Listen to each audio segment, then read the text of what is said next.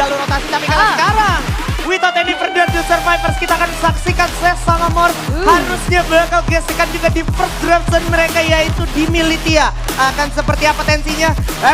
Studio, mana suaranya?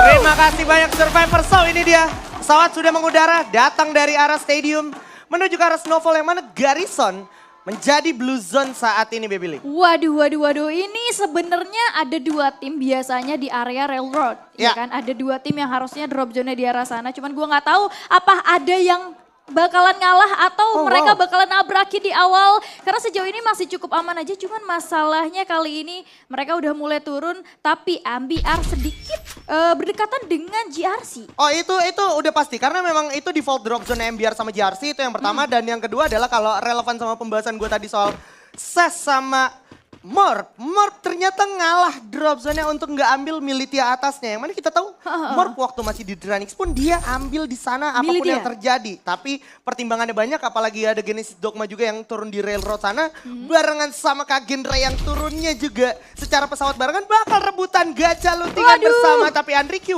belum dapetin senjatanya. Di parkiran Chester udah jatuh lebih dulu dan Yos bakal coba diadu dipukul aja sama Andrique yang mana ternyata Airfianza seperti akan jatuh juga di tangan Andrique. Tepat di tangan Andrique, Baby Lee. Ditanting dulu. Ini sih keren banget ya.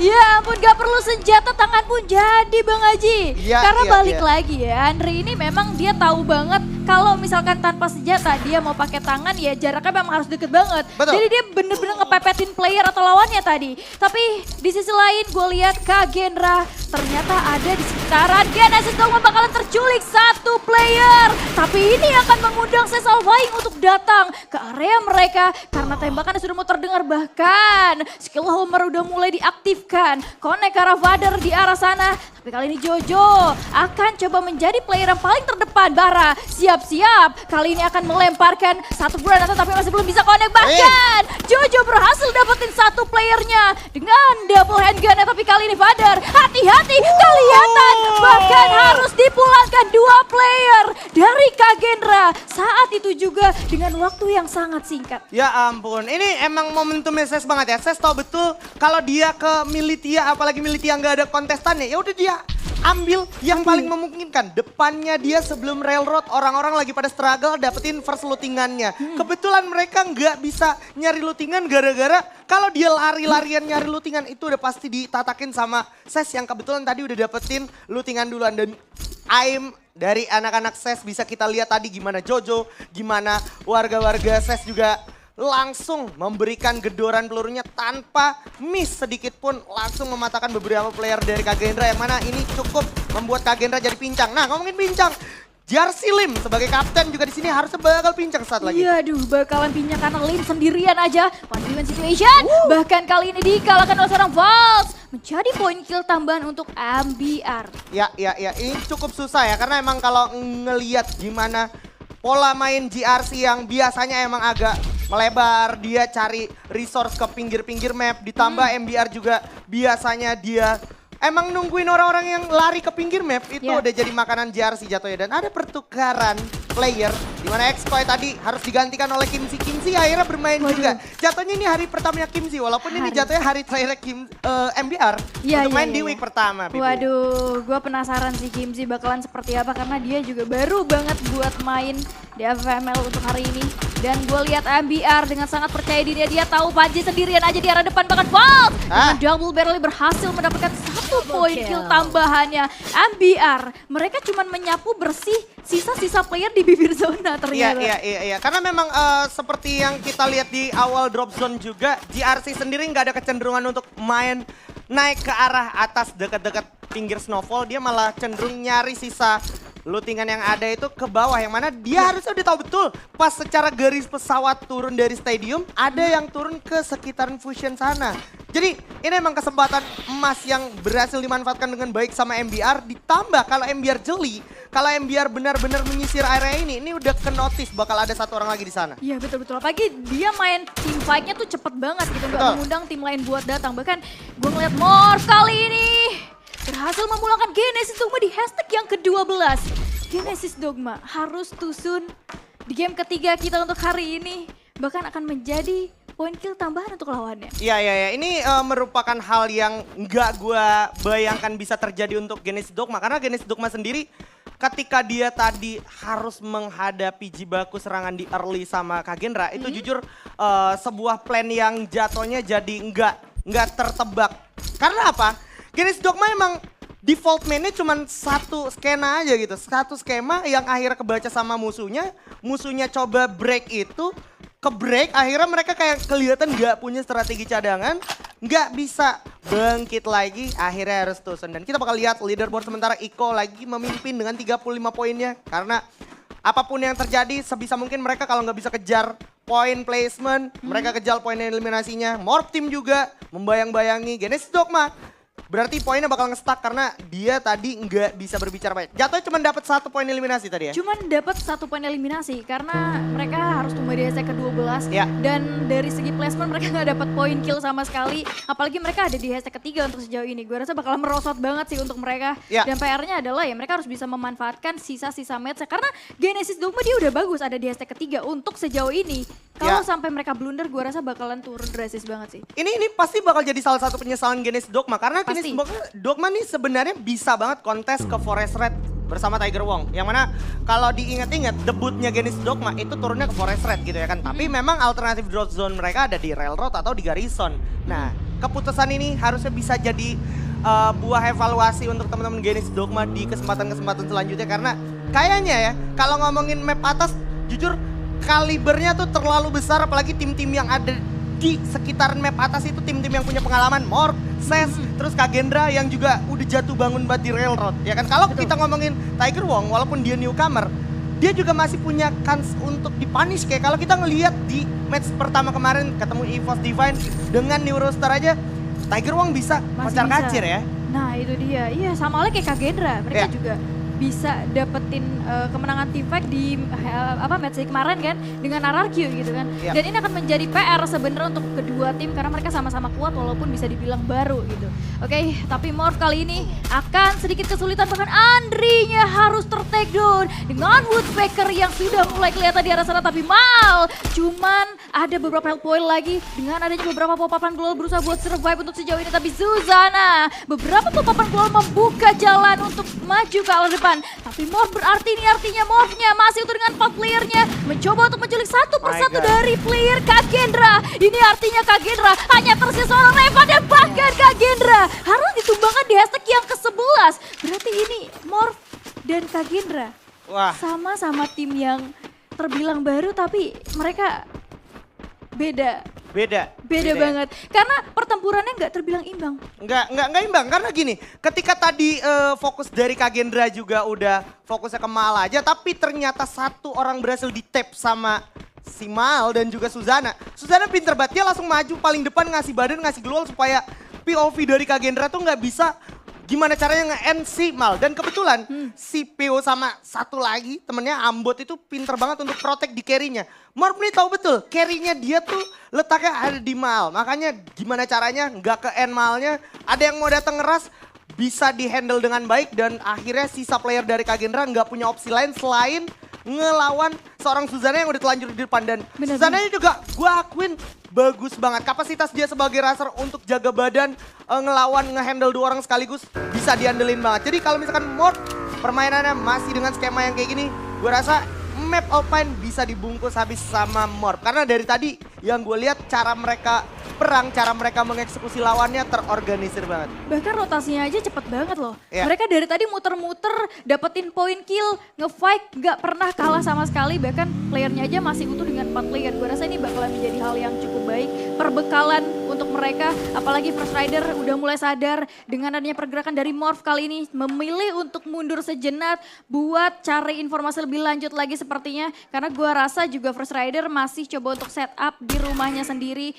Ada satu UAV yang udah mulai dihancurkan oleh seorang Dark Hole. Sebenarnya inisiasi mereka tuh bagus banget ya. Mereka menahan diri satu sama lain. Tapi sedangkan di sisi lain Dewa United Esports kali ini bakalan bertemu dengan Tiger Wong, di mana Iki harus di-take down begitu aja. Tersisa seorang Virus dan juga temannya 2 player lagi. Faker berhasil menculik satu persatu, bahkan Dewa United again and again harus ditumbangkan di hashtag yang bawah, hashtag ke-10.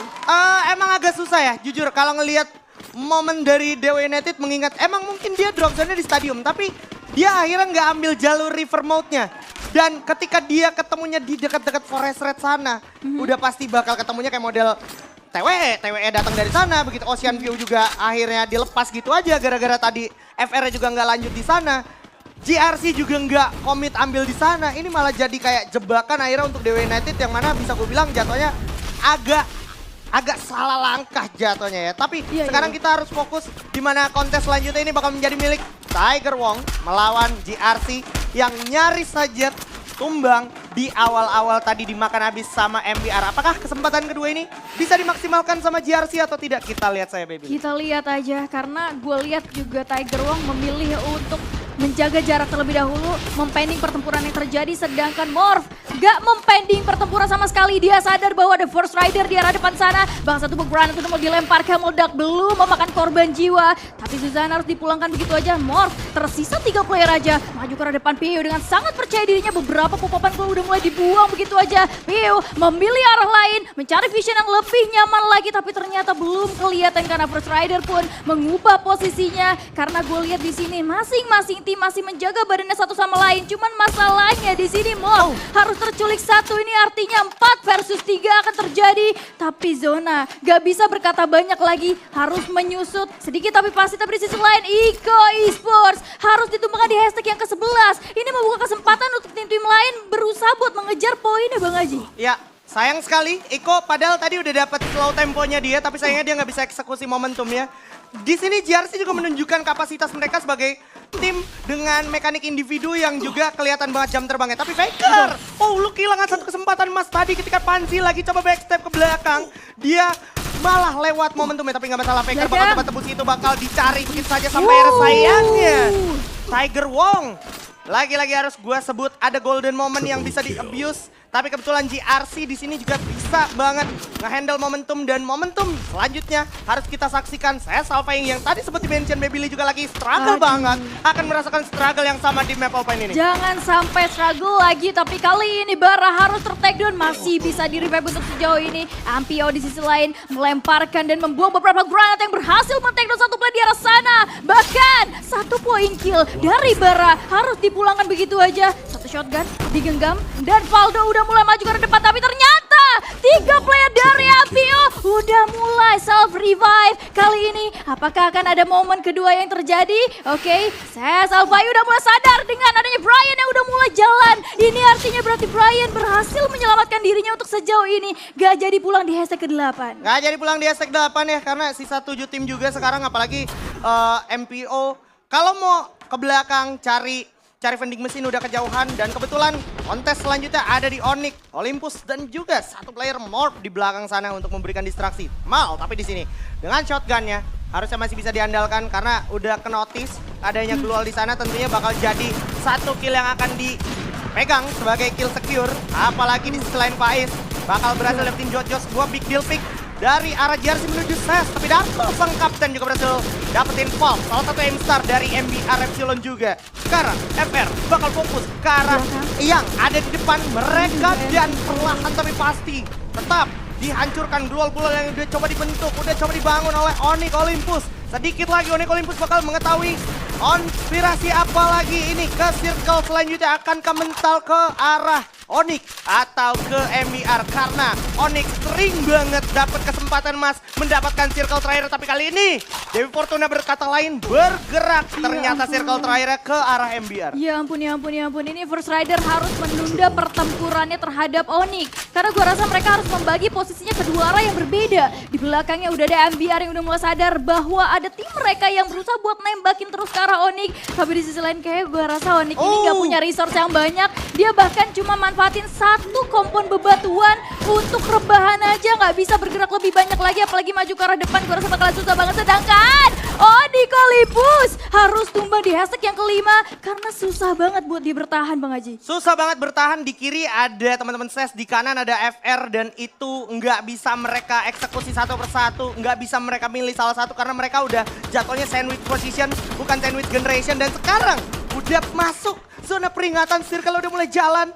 Apa yang akan dilakukan oleh MBR dan juga Everstone? Karena misalkan Ever Eclipse, maksud gua langsung perang sama MBR ini malah jadi peluang untuk tim-tim yang masih luar zona kayak SES dan juga kawanan lain dari GRC salah satunya. Apakah mungkin?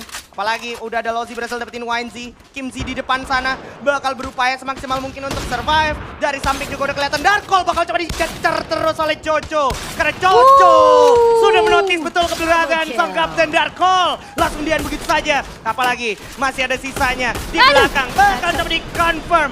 Coba dipastikan di-clear oleh seorang Kimzi. Satu player yang baru aja main ke panggung panas kita sampai ada di selain Gear siap Rodet. Harus puas peringkat keempat. Sisa Vault saja. Salah satu M-Star dari MBR masih bisa diandalkan. Dia masih punya 2 gluol. Tapi apakah mungkin 2 gluol ini menjadi penyelamat untuk Vault? Karena Vault sendiri jujur masih harus menggulung medical kitnya, Baby. Ya ampun, harus menggulung medkit terlebih dahulu. Apalagi MBR tersia sendirian aja. Menculik seorang Lozi. Menjadi makanan lagi. Tapi kali ini Souja dengan cukup singkat harus dipulangkan begitu aja. Buya untuk First Rider. Eclipse ya atau SES malah ya. Oh sorry SES ya? SES Alphaing. Sorry. SES ya. Mantep banget di sini SES. Dia dari tadi dapat pressure yang luar biasa. Tapi however